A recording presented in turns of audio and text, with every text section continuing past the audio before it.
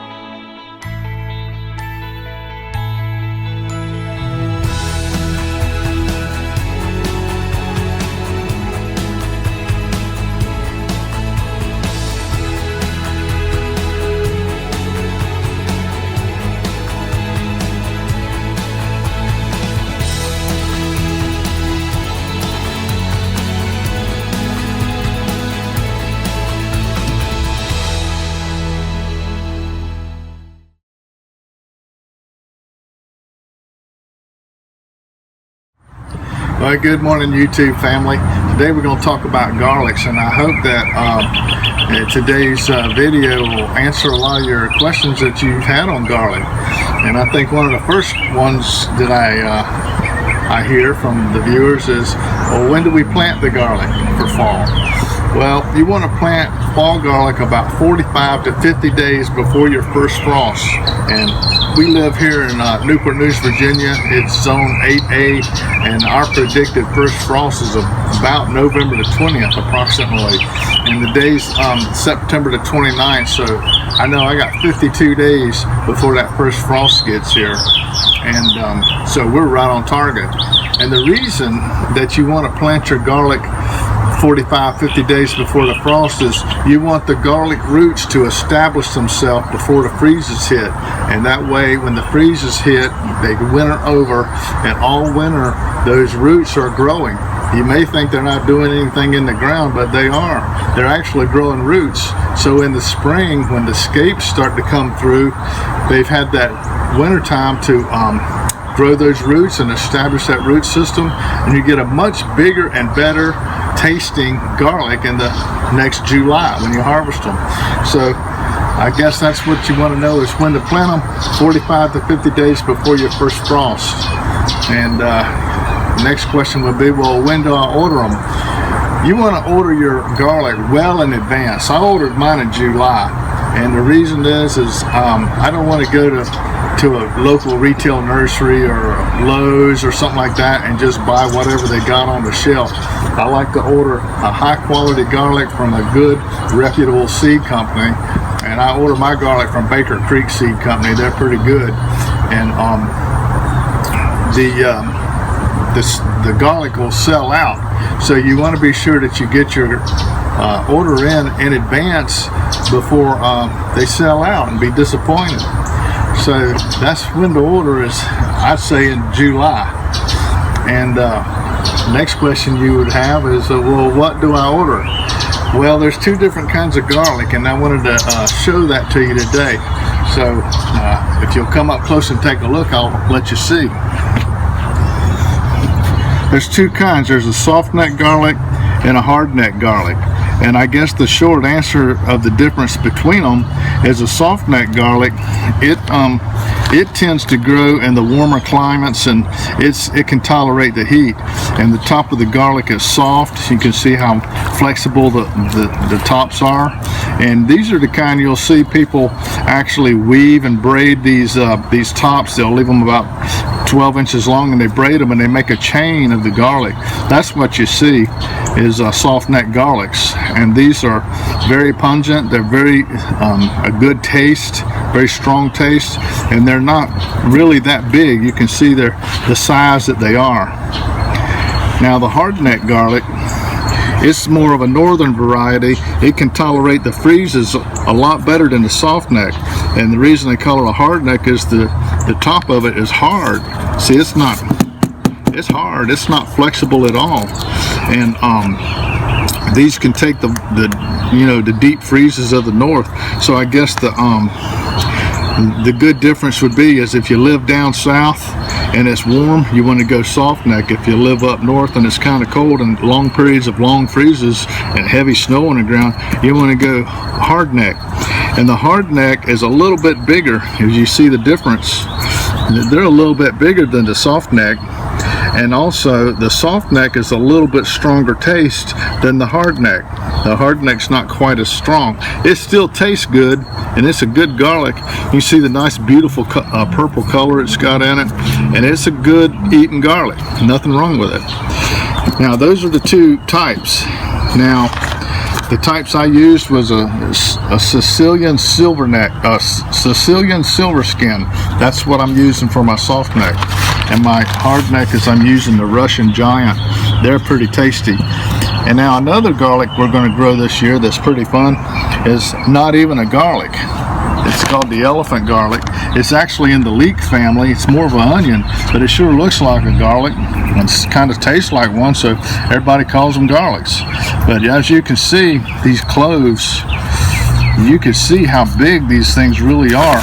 If it was put together, it's a pretty big garlic. You know, it's 3 to 4 inches in diameter compared to a little soft neck garlic. You know, they're humongous. So that's the elephant garlic, and it's not quite as strong as the hard neck. So in order of the taste, the soft neck is the strongest tasting garlic. This one's not quite as strong, and the elephant is the least strong of the garlics. A lot of people say they really don't have much taste at all.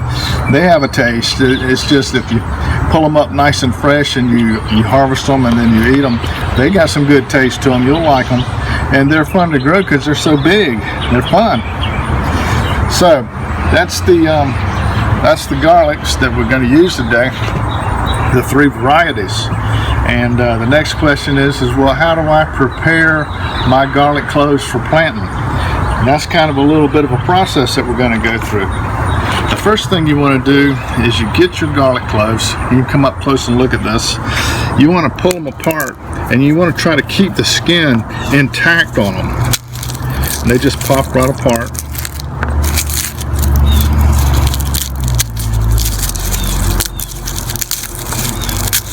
And what I do is I separate out the big ones. Here's some big ones. And the reason I want to pull out my big ones is the garlic clove, whatever size I plant, is going to surround itself with new cloves that are at least the same size. So if I have a small garlic clove, it's going to make a small garlic. If I have a large garlic clove, it makes a large garlic. So I pull out the big ones. These are the ones I'm going to actually plant out in the earth garden out there. And the small ones, the little teeny ones, I save those till the spring. I'll plant those in my container garden and have fun with those.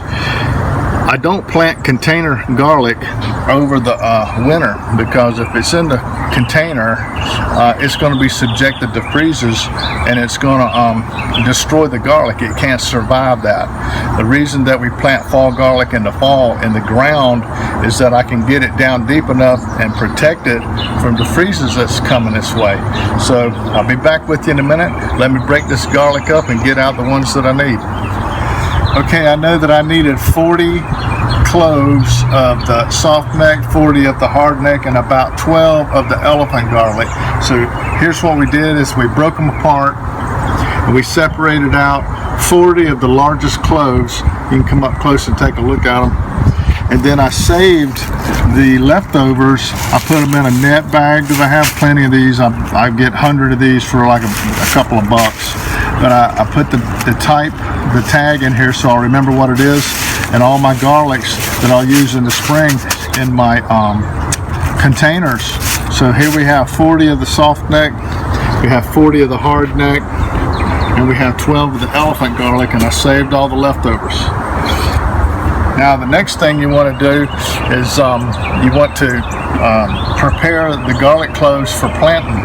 And what I do is I soak them in a solution of seaweed, liquid seaweed, and baking soda. And the reason I do that is these cloves are going to be buried for long periods of time in wet, cold ground, and that's ripe for fungus to start. So we want to treat these cloves so that it has a better chance of not getting that fungus in there and destroying your garlic cloves. So let me show you how I do that. You come up close and take a look. I take a 1 quart jar. I'll put some water in it. And you can get this liquid seaweed. You can order this anywhere. I just ordered it online. I can't remember where I ordered it from, but this is what I use. It's the liquid seaweed. I'm going to use 1 tablespoon of the liquid seaweed.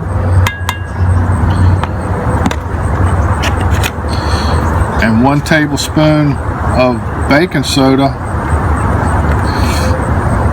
I put that in there.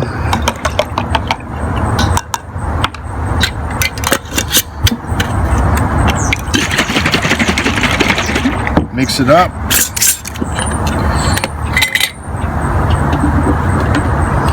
And I take a coffee can, and I just pour that in there. And then I'll take my 40 garlics, put them into the solution.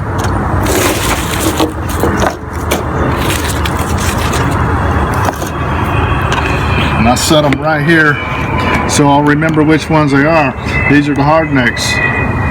Now what I'll do is I'll do the same thing for the other 2 varieties, and I'll let them soak for 2 hours. And while these are soaking, then I'll prepare the bed for planting. So in the meantime, let me talk about what we're going to do on that. The spacing that you want to get for your garlics, you need to keep them at least 4 to 6 inches apart. And the way I do that is I use a template like you've seen me doing many of my videos, and I've got them on 6-inch spacings and 6 inches apart. And the reason I do that is I don't want to overcrowd them and cause them to be leggy. I want those bulbs to have plenty of room to expand. So I make a template that fits my raised bed that I'm going to be putting it in.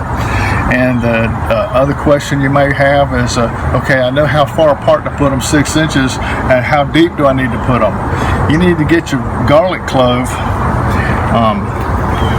the pointy end and the root end. See where the root was? And then you have a pointy end. You want to plant them with the pointy end up, and you want to put that garlic down where there's at least 2 inches above the top of the pointy end. So it's 3 inches deep in the ground. And so Bing Bing's fussing at somebody over there driving by. Okay, so you have 3 inches deep. So it has 2 inches above and 1 inch below. Right, so I make my template where the holes go down 3 inches. Now, after I get the template and I get it in the ground 3 inches deep, then I'm going to put a 1-inch layer of my homemade mulch out of my reclamation box, 1 inch on top of that, and then I'll put a couple of inches of mulch on top of that, so that garlic clove is down deep in there to where it can survive those freezes and the snows that I'm going to be getting. We live in zone 8A, like I said, and we're not going to be a real severe winter like you would have in New York or Pennsylvania, places, or Michigan. So down here where I'm at, I'm right in that sweet spot where I can grow soft neck and hard neck. So I'm lucky in that regard. So I'm going to plant both varieties, but I'm going to protect them both with that mulch. Let me give you a look at the template.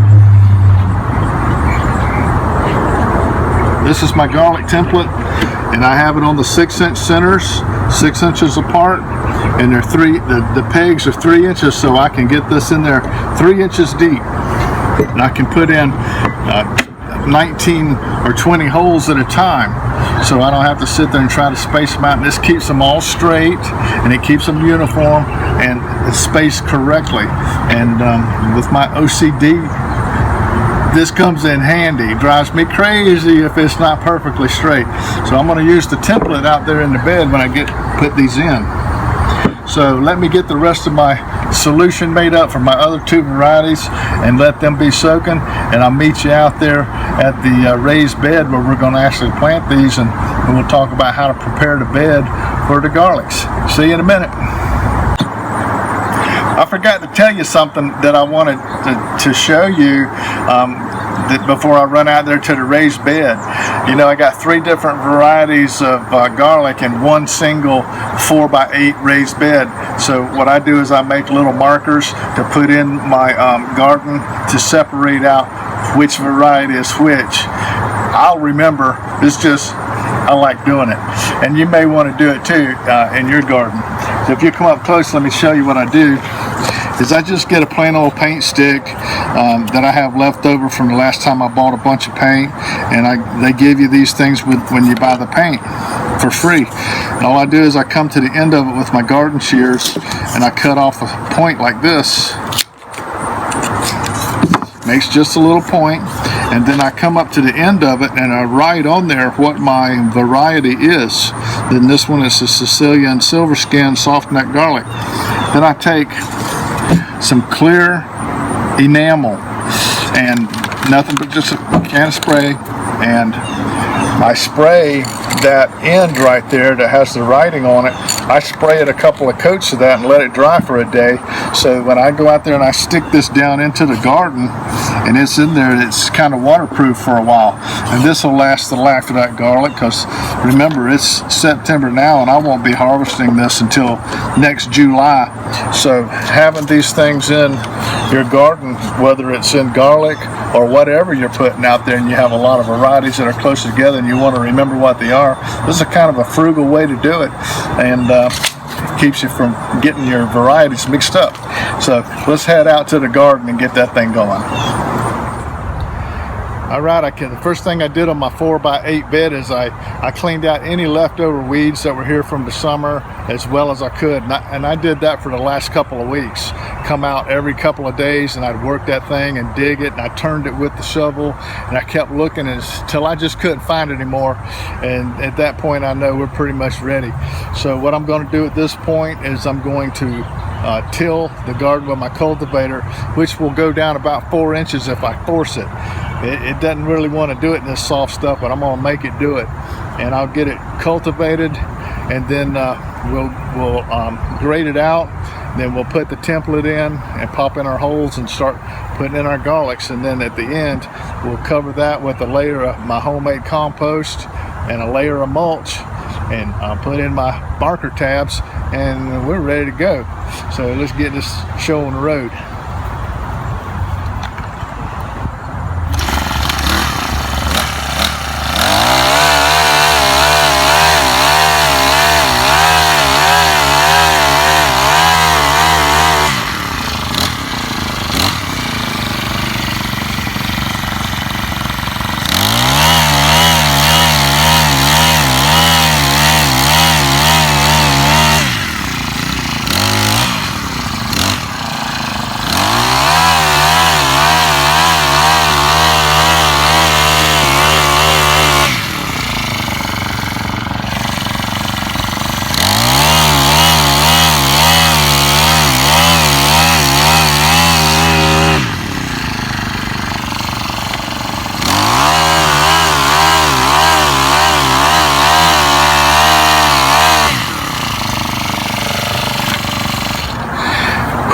The reason that I cultivate that ground is the same reason I do it for carrots or my turnips or anything that I'm growing roots in the ground, is I want that ground to be soft and fluffy as possible, so when I put that garlic in there, it doesn't have to fight against a hard ground to expand.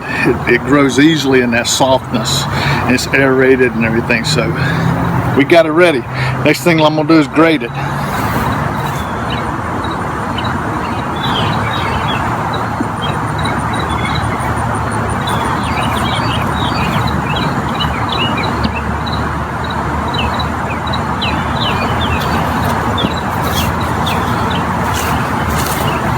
Okay, I graded it out. I tried to get it as level as I can get it, because the last thing I want to do is have little diados and low and high spots in my bed, which can leave a place for water to pool in the rain.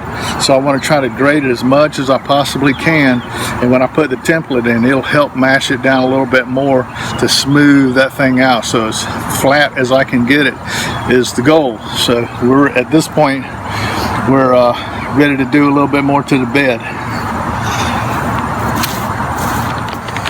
Okay, the next thing I'm going to do is I'm going to amend this soil a little bit with some bone meal, and this bone meal is an organic phosphorus, and if you want root development and root growth, then you want the phosphorus. I'm not too much worried about nitrogen or the potash. What I'm really looking for is the phosphorus. This has got a little bit of nitrogen, but I don't really care about it. I know that I need about 3 cups for this size bed based on the recommendations per square foot. I've got 32 square feet, so I know I need about 3 cups of this, and I know that my hand holds about a half a cup. So what I do is I just sprinkle this on, I broadcast it, and I try to get it evenly right on top of that fresh, brand new graded ground. Was that 3, 4?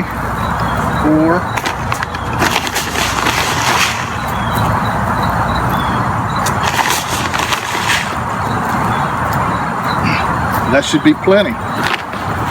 Okay, the next thing I do is I just take my grading rag and I lightly go over that bone meal that I just put in there and kind of blend it in a little bit, and it gives me a chance to get a one-time final grade on there just to make sure it's nice and smooth. That puts that bone meal down in the dirt, you know, like maybe a ½ inch. Gets it down in there a little bit. Okay, we're ready for the template.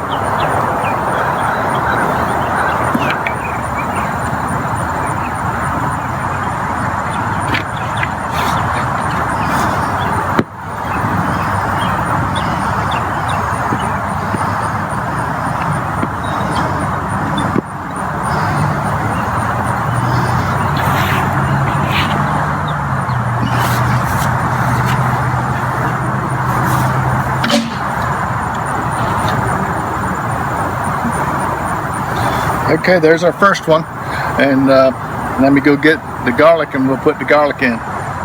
Remember, the pointy end goes up and the root end goes down. I just come up to my holes, I drop them right in there.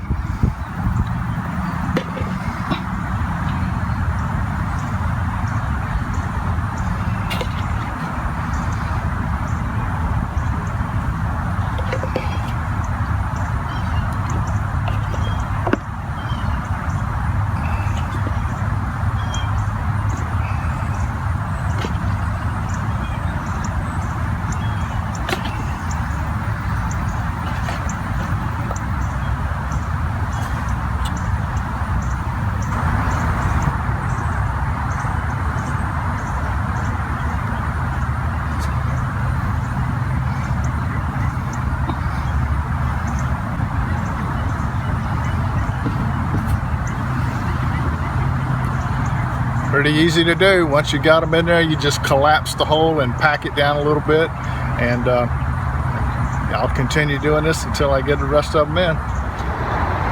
Next step is I'm going to take some of this reclaimed soil that we used from the containers. I'm going to mix it with some peat, and I'm going to put that layer of that, what you call homemade compost, right on the top of what we just planted.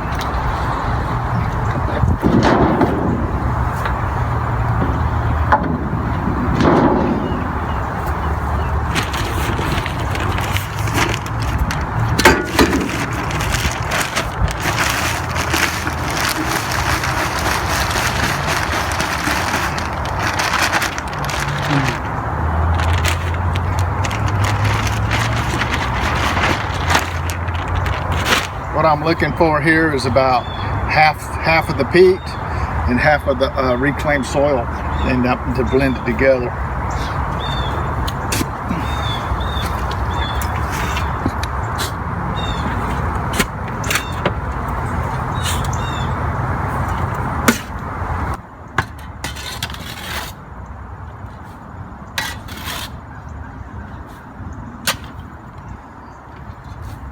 Last step here is I'm going to cover it with the mulch, and you've seen me use this before, the Easy Straw Seedling Mulch. This is shredded up and it's real easy to work with, so I use it. Cover the bed. I want to get at least about 2 inches, so as you can see I left 2 inches at the edge right here, so all I know I got to do is just fill it up to the edge of the bed.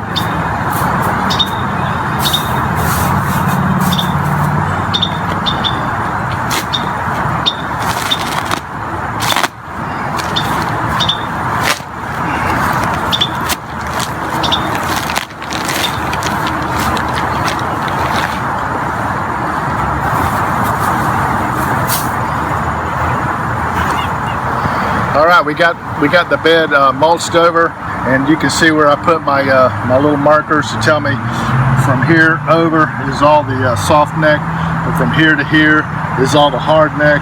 From here over, that's all my elephant garlic down on the end. So the only thing left to do at this point is water this in, but God's gonna do the watering today. It's already starting to sprinkle, so we barely got it in. So anyway, it's in, and in the spring you'll see the scapes from these garlic heads, these garlic cloves. They'll come right through this mulch and they'll start to shoot up, and you'll see them all in the lines where we put them, and we'll do another video at that point and watch the progression of those and how to care for them up until we actually do the harvest out in approximately July. So we thank you for watching and being a part of this with us today. If you like our videos, please subscribe to our channel. We'd love to have you to be a part of our YouTube family with us. We have a lot of new videos coming, and think you might get a kick out of them. So until we see you next time, always remember, by His hands we are fed. Give us, Lord, our daily bread. Amen. Have a blessed day.